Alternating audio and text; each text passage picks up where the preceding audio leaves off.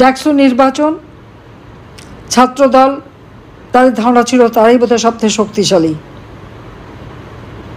এই জামাত শিবিরকে নিয়ে তাদেরই তো ওঠা বসা, এবং চক্রান্ত করে ছাত্রলীগকে নিষিদ্ধ করা হলো। আর তার ফলাফলটা কি?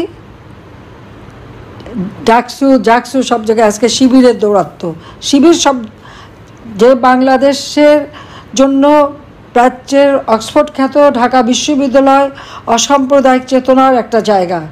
বাংলাদেশের প্রতিটি আন্দোলনে, যেখানে এই আন্দোলন শুরু এবং এখান আন্দোলনের সূতিকাগার হচ্ছে ঢাকা বিশ্ববিদ্যালয়, আজকে সেই বিশ্ববিদ্যালয় স্বাধীনতা বিরোধী চক্রের হাতে।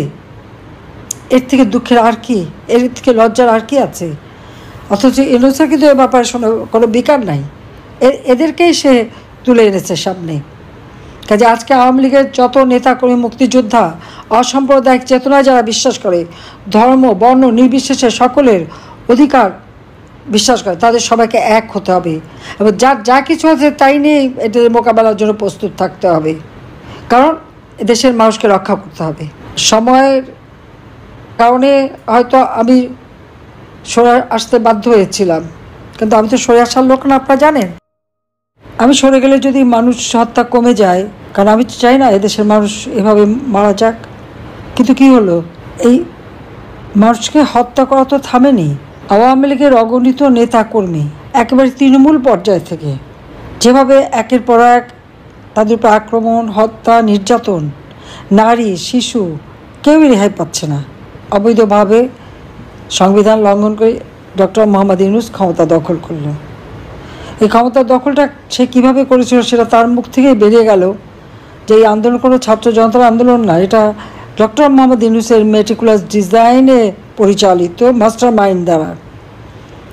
বিল ক্লিন্টন ফাউন্ডেশন, যে ফাউন্ডেশনে তিনি মিলিয়ন ডলার অনুদান দিয়েছেন, উপহার দিয়েছেন, সেই বিল ক্লিন্টনের সামনেই মাস্টার মাইন্ডকে ডেকে মঞ্চে তুলে হাততালি দিয়ে তিনি বুঝালেন যে তার মেটিকুলাস ডিজাইন করে শেখ হাসিনাকে ক্ষমতা থেকে হটিয়ে সে ক্ষমতা দখল করেছে। কিন্তু শেখ হাসিনা তো জনগণের ভোটে নির্বাচিত ছিল, কিন্তু ইউনূস আসলো কীভাবে? তার কোনো জনগণের ম্যান্ডেটও নেই, সাংবিধানিক কোনো ভিত্তি নেই, তারপরেও সে ক্ষমতা আছে। অস্ত্র, অর্থ এবং দেশ বিক্রির মুষ্টিলেখা দেশ আজকে ক্ষমতায় দখল করে বসে আছে। একমাত্র শত্রু তার চোখের সামনে হচ্ছে আওয়ামী লীগ আর মুক্তিযোদ্ধারা। কিন্তু এই শত্রু তো ছিল পাকিস্তান হানাদার বাহিনীর দৃষ্টিতে। ডক্টর মোহাম্মদ ইউনূস কেন? দেশ স্বাধীন হয়েছিল বলেই তো সে ডক্টর মোহাম্মদ ইউনূস হতে পেরেছে, আর তাকে তো সব থেকে বেশি সুযোগ সুবিধা আমি দিয়েছি। কিন্তু আজকে ঘরে ঘরে হাহাকার, কোনো ঘরে কোনো মানুষের নিরাপদ না, রাস্তায়ও নিরাপদ না, বাইরেও নিরাপদ না, এমনকি কবরেও নিরাপদ না। কারণ কবরেও নিরাপদ না এই জন্য বলছি যে কবরের লাশও তো নিরাপদ না।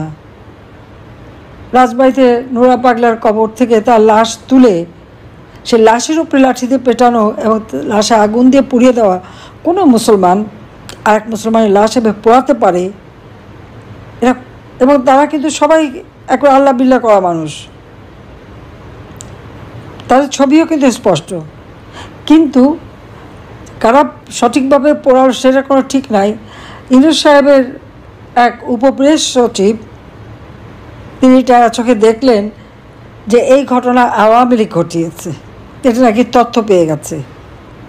কিন্তু তার স্বরাষ্ট্র উপদেষ্টা বলেছিল তদন্ত না করে কাউকে দোষী সাব্যস্ত করা যায় না।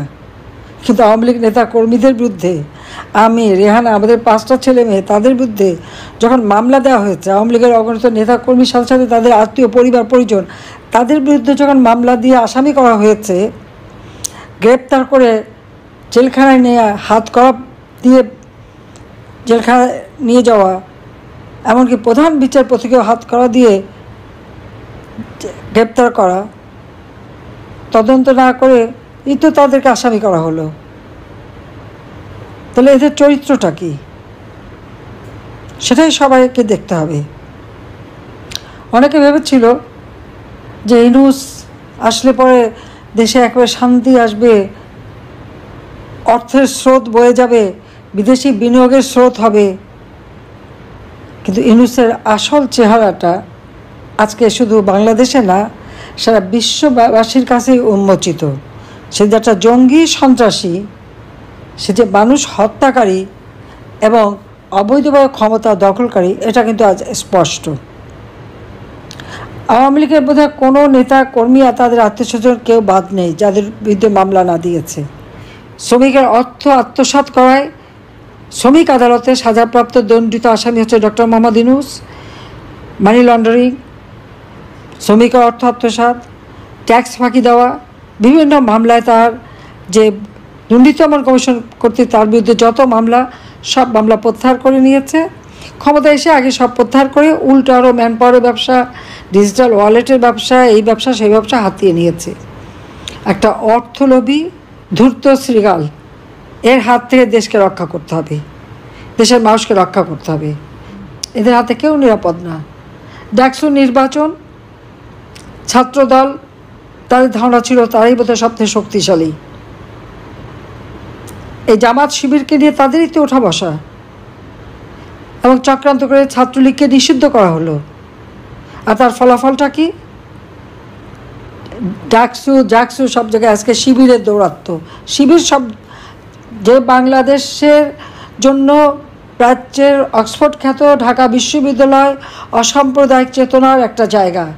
বাংলাদেশের প্রতিটি আন্দোলনে, যেখানে এই আন্দোলন শুরু এবং এখান আন্দোলনের সূতিকাগার হচ্ছে ঢাকা বিশ্ববিদ্যালয়, আজকে সেই বিশ্ববিদ্যালয় স্বাধীনতা বিরোধী চক্রের হাতে।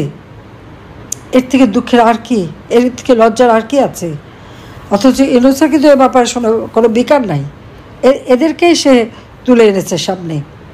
কাজে আজকে আওয়ামী লীগের যত নেতাকর্মী, মুক্তিযোদ্ধা, অসাম্প্রদায়িক চেতনায় যারা বিশ্বাস করে, ধর্ম বর্ণ নির্বিশেষে সকলের অধিকার বিশ্বাস করে, তাদের সবাইকে এক হতে হবে এবং যার যা কিছু আছে তাই নিয়ে এটার মোকাবেলার জন্য প্রস্তুত থাকতে হবে। কারণ দেশের মানুষকে রক্ষা করতে হবে। সময়ের কারণে হয়তো আমি সরে আসতে বাধ্য হয়েছিলাম, কিন্তু আমি তো সরে আসার লোক না। আপনারা জানেন 2007 সালে যখন আমাকে বাধা দিয়েছে, আমি জোর করে এসেছি। কিন্তু আমি ভেবেছিলাম যে হয়তো আমি না থাকলে হয়তো লাশ কম পড়বে, কিন্তু তা তো হয়নি। আমি জানতাম না যে আমি কোথায় আসছি, কিন্তু আল্লাহ যাই না, আল্লাহ প্রত্যেকবারই আমাকে বাঁচিয়ে আনে। 21শে আগস্টের গ্রেনেড হামলা, কোটরিপাড়া সেই 76 কেজি বোমা, চট্টগ্রামের সরাসরি গুলি, এটা এক জায়গায় না, বারবার। সাতক্ষীরা কলারোয়াতে গাড়িতে আক্রমণ, ঈশ্বরদীতে ট্রেনে আক্রমণ, গোলাগুলি, সুমন, এরকম বহুবার মুখোমুখি হয়েছি। কিন্তু আল্লাহ যেভাবে আমাকে বাঁচিয়ে রেখেছেন, নিশ্চয়ই আল্লাহর কোনো ইশারা আছে। এদের চেহারাগুলি মানুষের সামনে পরিষ্কার হোক এবং এরপরে আমাদের সেইভাবেই ব্যবস্থা নিতে হবে। কিন্তু যারা আবার দেশের মানুষের গায়ে হাত তুলেছে, মেয়েদের গায়ে হাত তুলেছে, হত্যাকাণ্ড করেছে, তাদের তো ছাড়া যাবে না। কাজে সবাই সেভাবে তৈরি হতে হবে এবং প্রতিরোধ গড়ে তুলতে হবে। এদের চেহারা আজকে সকলের কাছে উন্মোচিত। বাংলাদেশ স্বাধীন দেশ, এই স্বাধীনতার পতাকাকে সমুন্নত রেখেই এই দেশকে উন্নত সমৃদ্ধ করতে হবে। জাতির পিতার স্বপ্ন, জাতির পিতাকে হত্যা করেছে, 32 নম্বর স্মৃতিচিহ্ন মুছে ফেলেছে, সমস্ত জায়গা থেকে নাম মুছে ফেলেছে, কিন্তু এই নাম মুছে ফেললেই মুছে যায় না। বাংলাদেশ এমন একটা অদ্ভুত দেশ, বারবার বাংলাদেশে মুক্তিযুদ্ধের সেই বিজয়ের ইতিহাসকে মুছে ফেলার চেষ্টা। আমি জানি না পৃথিবীর কোনো দেশে এইরকম ঘটনা ঘটেনি, কিন্তু বাংলাদেশে সেই ধরনের ঘটনা ঘটেছে। এটাই হচ্ছে সবথেকে আমাদের জন্য দুঃখজনক, যে বাংলাদেশে সেরকম ঘটনাই ঘটে যাচ্ছে। এবং আমি জানি না এটা কেন, কিন্তু এবার চিরতরের জন্য আর জন্য ভবিষ্যতে না হয় সেই ব্যবস্থা আমাদের করতে হবে। বোধহয় আল্লাহ এই জন্যই বাঁচিয়ে রেখেছেন। কাজে সকলে সেইভাবে প্রস্তুত হন। ইনশাআল্লাহ জনতার জয় হবেই হবে। আমি আছি সবসময় আপনাদের পাশে, যেখানে যত দূরেই থাকি। আমার কি হারাবার তো কিছু নেই। বাবা মা ভাই সব হারিয়েছি, ঘর বাড়ি যা কিছু আমার না। আমার স্বামীর ঘর ছিল সুদর্শন, তাও ভেঙে ফেলেছে, আগুন দিয়ে পুড়িয়েছে। ছেলে মেয়েদেরও যা ছিল তাও পুড়িয়ে ফেলেছে। যা হারিয়েছি সেটা নিয়ে আমার কোনো দুঃখ নেই, কারণ কোনোদিন ক্ষমতায় থেকে ওই চিন্তা করিও নাই যে সম্পদ বানাতে হবে, কিছু বানাতে হবে। না, দেশের মানুষকে দিয়েছি, মানুষের জন্য করেছি। সকল শ্রেণীর মানুষ।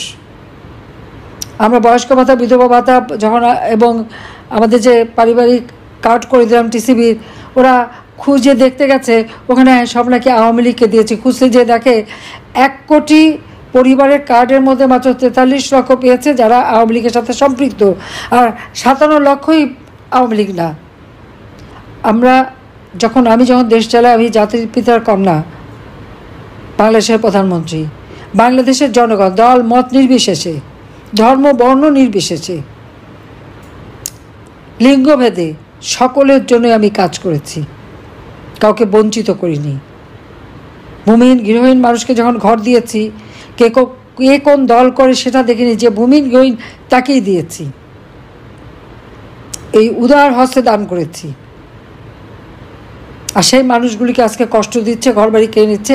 এই অবস্থার থেকে মানুষকে বাঁচাতেই হবে।